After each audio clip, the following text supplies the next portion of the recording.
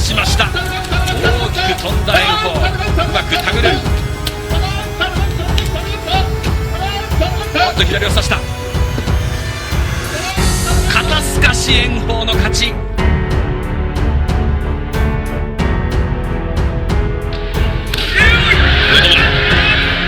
差しに行く豊ノ島。照ノ富士は上手です。左四つです。豊ノ島はここからすくい投げもあります。じっくりもろ差しを狙う豊ノ島。回しが切れた。さあここからどうする。下がれた。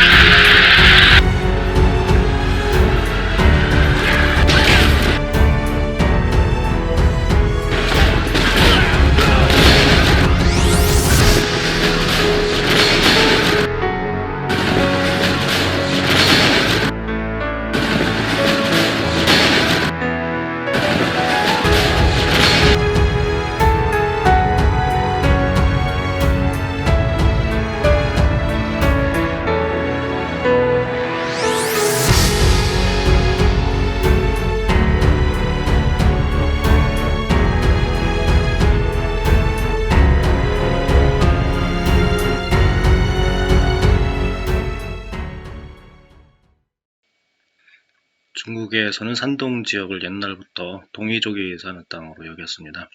이들이 어떻게 자신들의 기원지였던 중국 동북으로 돌아가게 되었는지에 대해서 흥미로운 영상이 있어서 하나 소개를 드리겠습니다. 山东人和东北人到底谁是谁的祖先？很奇怪吧？我们都知道闯关东这段历史。1855年的时候，东北只有200万人，但是到了1865年的时候，就有接近800万山东人因为大洪水的原因迁移到了东北地区。到了建国之前，有接近2000万的山东人到了东北地区，东北人口里边接近70%到80%都是山东人，所以这个时候我们说山东人是东北人的祖先没什么问题。著名北大校长傅斯年说过一句话：“商之兴也自东北来，商之亡也自东北去。”为什么？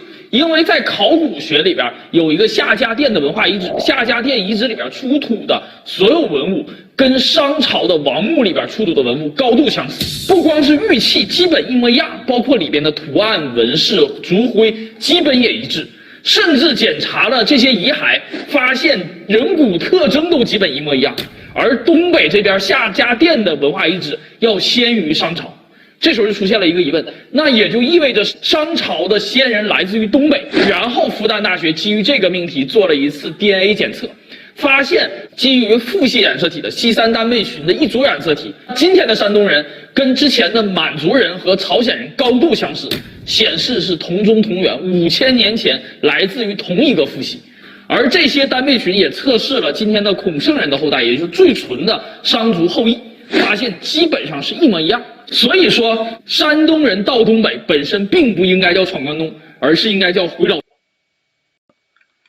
이 영상에서 이 상나라 사람들이 기원했다고 하는 하가전 문화는 고조선 문화의 기원지인 이 바레만 북부입니다. 여기에서 기원전 28세기에 구이, 즉 맥족이 내려가고요. 기원전 16세기 이전에 상나라계 사람들이 내려갑니다. 이 사람들이 예맥이고 이후에 조선과 연합해서 예맥족이 됩니다. 이 구이 세력은 용산 문명이라고 해서 중국 청동기 문명을 시작한 동이 문명이고요. 이 상나라는 갑골문이라든가 예기, 예절 등을 창조한 중국 문명을 사실상 시작한 나라라고 볼 수가 있습니다. 고고학적으로 볼 때 이 북방계의 민족들과 이 중원 민족은 차이가 좀 있는데요. 일본에서 2014년 발표한 유라시아 지역권을 이렇게 실선과 점선으로 나누고 있습니다.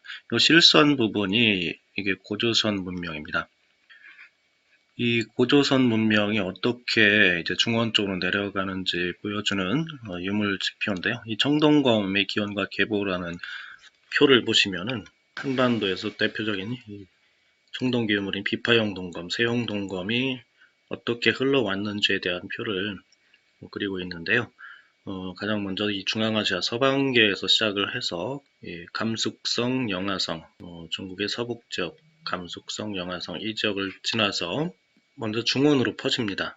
중원에서 기원전 1000년까지, 즉 상나라가 멸망할 때까지 이 청동검이 중원에서 사용이 되다가 이 내몽골과 산서 지역은 이 지역을 말합니다. 산서 지역. 그 다음에 연산 지역으로 이주를 하네요. 연산 지역은 이 지역입니다. 북경 북쪽 지역입니다. 그러다가 요서 북쪽에서 사용되고 요서 남쪽에서 사용됩니다. 요서 요동은 여기를 말합니다. 요하를 기준으로 여기가 요서고요. 여기가 요동입니다. 이 요서 북쪽에서 사용되는 게 기원전 1000년 전쯤부터 시작이 되는데요. 요게 유명한 하가점 상층문화고 요서 남쪽에 사용되는 요게 12대 영자 문화, 능하문화라고도 합니다. 이 문화권입니다. 그 뒤로 이 전통이 한반도로 꾸준히 이어지는 것을 볼 수 있어요. 요서, 요동, 한반도가 같이 이렇게 비파형동검, 세형동검이 사용되고 있는 것을 볼 수가 있습니다. 청동창 역시 중원으로 잠깐 내려갑니다. 이 기원전 한 600년 정도까지 사용이 되는데요. 이 시기가 제나라가 당시만 해도 황하 인근에 있던 동호 세력, 즉 산융을 몰아낸 시기입니다. 이 청동창 역시 중원에서 잠깐 사용되다가 산서, 연산, 요서, 요동, 한반도로 계속 이어지고 있습니다. 이 전통을 이은 이 문화권이 여기라는 겁니다. 이렇게 이어지고 있죠.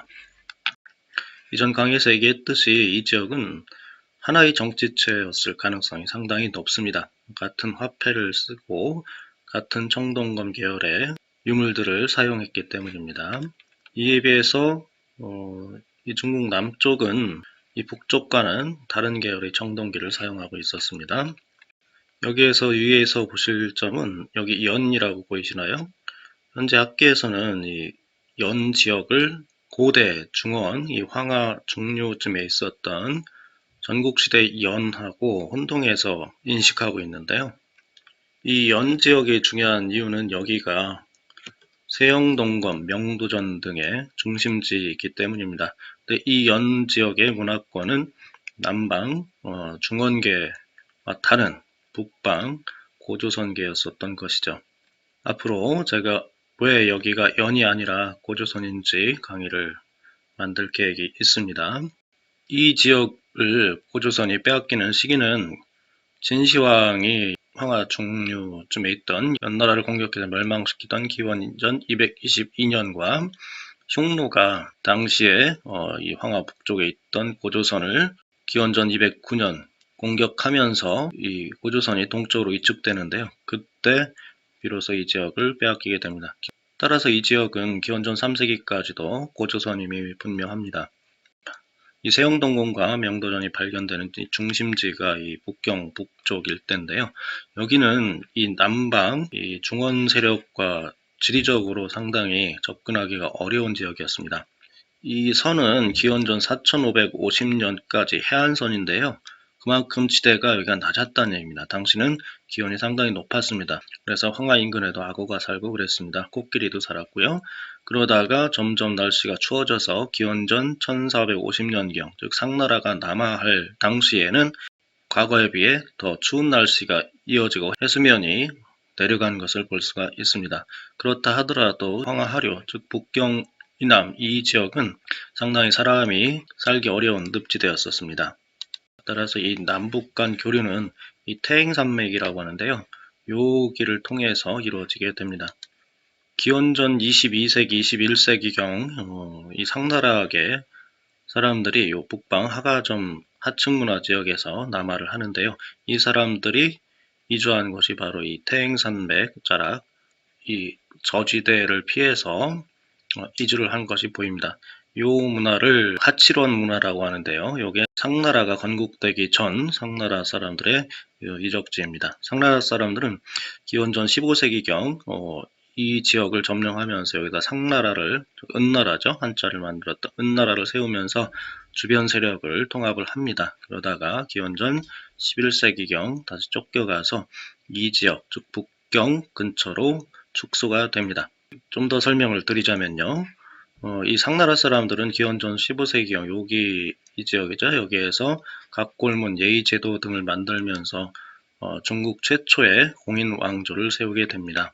그러다가 기원전 11세기경에 이 서쪽 계열, 화하 계열이죠. 이 서쪽 계열 주나라한테 망해서 다시 북상을 합니다. 북경 인근 현재는 연하도 문화로 알려져 있는데요.